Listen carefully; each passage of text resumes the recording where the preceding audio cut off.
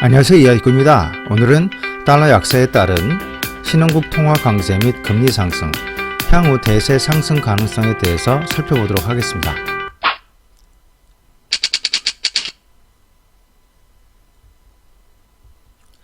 그동안 달러 약세에도 불구하고 유로화가 먼저 상승으로 바뀌는 등 신흥국 통화 강세가 더디게 나타났는데, 지난주부터 신흥국 통화가 초과 상승하기 시작하였습니다. 원화는 드디어 코로나 사태 전까지 복귀하였으며 추가 상승은 시간 문제입니다. 미국 달러는 5월부터 급격히 하락해 현재 93불이 깨졌습니다. 추가 하락이 불가피합니다.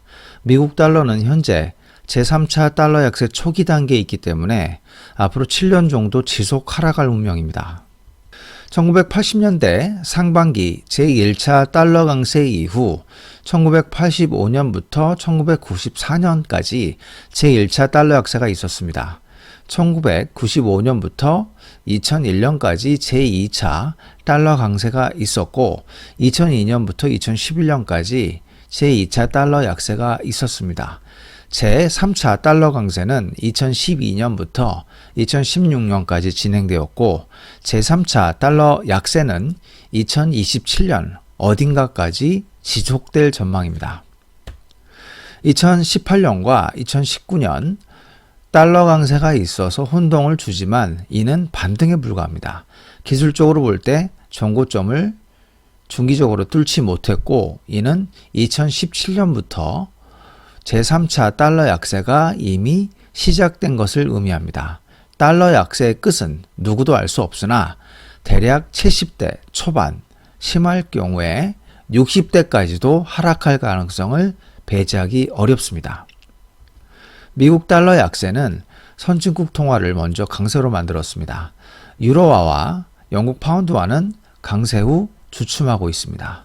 원자재 수출 비중이 높은 호주 달러와 캐나다 달러는 코로나 사태 이후부터 줄곧 초강세를 유지하면서 미국의 달러 약세보다 먼저 강세로 움직이는 모습을 보여주었습니다. 참고로 자국 통화가 앞에 있는 국가는 과거 영국 연방에 속해 있는 잔재가 남아 있습니다. 이들 통화는 환율이 상승하면 통화가 강세가 됩니다. 통화 정책은 완화적이어야 하며 디플레이션 우려가 있는 유로화 강세를 유심히 볼 것이다 라고 22 라가르드 총재는 이렇게 구두 개입에 들어갔습니다. 이는 매우 이례적인 일입니다. 22는 2% 물가 전까지는 금리를 유지할 것이며 최소한 내년 6월 말까지 1.35조 유로의 팬데믹 긴급 메이 프로그램인 PPP를 계속 집행하겠다고 하였습니다. 유로존 경제가 호전되었지만 통화 완화는 유지하겠다는 것입니다. 22는 올해 인플레이션을 0.3%에서 출발해 2022년까지 1.3%에 불과할 것으로 전망합니다. 이는 2022년까지 마이너스 금리를 지속하겠다는 뜻입니다. 유로화는 미국 연준의 평균 물가 목표제 AIT 도입으로 인해 지난 9월 1일 심리적 기준점인 1.2까지 폭등한 적도 있습니다. 22 라가르드 총재의 발언은 매우 중요합니다. 처음엔 달러 약세가 선진국 통화로 야기되었다가 이렇게 디플레이션 우려로 통화 강세를 우려한다는 구두 개입이 들어가면 그 다음 수순은 신흥국 통화 강세이기 때문입니다. 라가르드 총재의 발언 이후 2주 만에 신흥국 통화는 강세를 시작하였고, 이는 곧 외국인을 복귀시킬 것입니다. 그동안 신흥국 통화 강세는 미국 달러 약세만큼 진행되지 않았습니다. 지난주부터 확연히 강세로 돌아서기 시작했습니다. 중국은 달러 약세가 시작되자마자 바로 반응하여 계속 초강세 중입니다. 한국과 일본 그리고 인도는 일주일 전부터 통화 강세가 나타나기 시작했습니다. 그러나 브라질은 자국 경제 상황이 좋지 않아 아직 헤알화 강세가 나타나지 않았습니다. 이번엔 금리를 보도록 하겠습니다. 한국은 신흥국 중에서 중국 다음으로 가장 금리가 많이 오르고 있습니다. 금리가 오르면 외국인들의 국내 채권 투자가 많아져 원화 강세를 더욱 가속화합니다. 금리 상승이 지속되면 기존 채권 보유자들이 채권을 팔고 주식을 사게 하는 원인이 되기도 합니다. 연준은 AIT 등을 통해 물가 상승을 용인하겠다면서도 2023년까지 제로 금리를 유지하겠다는 이중적인 스탠스를 취하고 있습니다. 연준이 전망한 물가는 올해 1.2%, 내년 1.7%, 2022년 1.8%, 2023년이 돼도 2%에 불과하기 때문에 2023년까지 제로 금리를 언급하는 것입니다. 따라서 미국 금리는 아직 바닥권에서 횡보하고 있습니다. 영국은 코로나 사태와 브렉시트 후속 조치로 상황이 좋지 않습니다. 마이너스 금리를 검토할 수 있다는 스탠스로 금리가 급락하고 있습니다. 독일 역시 금리가 지지부진합니다.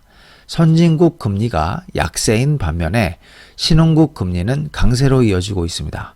중국은 이미 10년물 국채 금리가 작년 수준까지 급등하였으며 인도 역시 상승 전환 움직임을 보이고 있습니다. 금리 상승이 무조건 증시에 부담을 준다는 의견은 잘못된 의견입니다. 금리 상승은 양날의 칼과 같이 이중적인 면을 가지고 있습니다.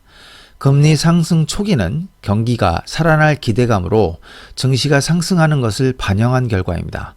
이러한 긍정적인 분위기는 몇 년씩 갈 수도 있습니다. 그러나 금리 인상 후기 때 증시가 과열되면 이는 소공황을 유발하는 부정적 원인이 되기도 합니다. 지금은 금리 상승 초기이고 연준은 기준금리를 2023년까지 올리지 않을 것이라고 했습니다. 따라서 이러한 긍정적인 분위기는 최소 3년간 지속될 가능성이 큽니다. 지난 6월 1일자 유튜브를 통해 달러 약세를 만드는 금융 생태계 3가지를 말씀드렸습니다. 이야기꾼은 작년부터 달러 약세를 말씀드렸으며 상황은 더욱 달러 약세를 지지하는 금융 생태계로 흘러가고 있습니다. 이제는 코로나 사태도 과거 역사가 돼가고 있고 모든 것이 비교적 정상화되고 있습니다. 그러나 미국이 코로나 사태 직후부터 풀어놓은 역대급 유동성들은 모두 잊어버린 듯합니다. 이는 달러 약세만 유발하는 것이 아니라 장기 추세인 인플레이션의 시대를 40년 만에 도래시킬 가능성이 있습니다. 현재와 같이 연준이 역대급 유동성을 살포하던 자리는 지난 1940년대 후반까지였으며 1940년대 후반 이후 1980년까지 30년 이상 인플레이션 시대를 구축한 역사가 있습니다. 만일 이것이 현실화되면 자산시장의 지각 변동이 불가피합니다. 미국의 금융규제 완화 역시 21년 만에 시작되었으며 작년 1차 볼코를 완화에 이어 올해부터 2차 완화에 들어갔습니다. 이는 달러 약세의 강력한 요인 중의 하나입니다. 미국 대선 기간은 증시의 상승 확률이 매우 높은 연도라고 말씀드렸습니다. 코로나 사태가 한참이던 3월과 4월에는 상상도 하기 어려운 것이었겠지만 올해 역시 이러한 추세로 계속 간다면 역사적 신고가를 낼 가능성이 큽니다. 원화 강세는 대세 상승의 필요 충분 조건입니다. 그러나 원화 강세는 그렇게 쉽게 찾아오는 쉬운 이벤트가 아닙니다. 지난 22년을 살펴보면 원화 대세 상승은 딱 2번에 불과했습니다. 2002년과 2009년입니다. 2002년 원화 강세가 시작된 이후 2003년부터 5년간 대세 상승을 시작한 바 있습니다. 2009년은 2008년 글로벌 금융위기의 기저효과가 있기는 했으나 역시 2011년 상반기까지 2년 반 정도 강한 상승이 나왔습니다. 2017년에도 가벼운 원화 강세가 나왔고 그때도 예외 없이 상승이 나왔습니다. 금리 상승기에 대세 상승이 반드시 출현했다는 점 역시 기억해야 합니다. 2005년부터 7년, 2010년부터 11년, 2016년부터 17년 원화 강세가 지속되면서 대세 상승이 지속된 자리에는 어김없이 금리 상승이 동반되었습니다.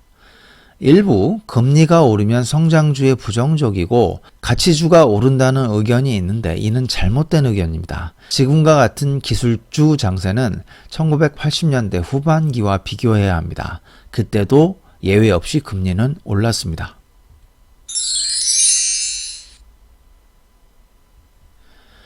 이야기꾼은 작년부터 달러 약세가 곧 도래할 것이라고 블로그에서 말씀드렸습니다. 유튜브는 늦게 시작했기 때문에 지난 6월 1일 달러 약세에 대비하라고 말씀드렸습니다. 일부 유튜브 분들께서 최근 달러가 충분히 하락했으니 달러에 투자하라는 의견을 내고 있는데 이는 역사적 시나리오를 모르고 제안하는 잘못된 의견입니다. 미국 달러는 중기적 하락 추세의 운명을 가지고 있습니다. 7년 정도를 거쳐 하락 후 바닥권을 형성할 것입니다. 따라서 이 기간 동안 미국 증시보다는 신흥국 증시가 초과 상승할 전망입니다. 특히 지금은 기술주의 시대이기 때문에 극동아시아 증시에 투자해야 하는 자리라는 의견을 작년부터 일관되게 말씀드려 왔습니다. 아직도 한국 경제에 대해 걱정하시는 투자자분들이 많으십니다. 그러나 달러가 약세로 돌아서고 원화가 강세가 되면 모든 우려는 기우로 사라집니다. 달러 약세로 전 세계 경기가 동반 상승하면서 수출가 하락을 상쇄하고도 남을 정도로 한국의 실적은 퀀텀 점프를 하게 되어 있습니다. 달러 약세와 원화 강세를 믿으시고 그간 이야기꾼이 말씀드린 4대 주도 업종, 즉 반도체, 2차전지, 언택트, 바이오 빅2에 중기 투자해야 합니다. 투자한 이후에 수면제를 먹고 보유 여부를 잊어버려야 할 자리입니다. 감사합니다.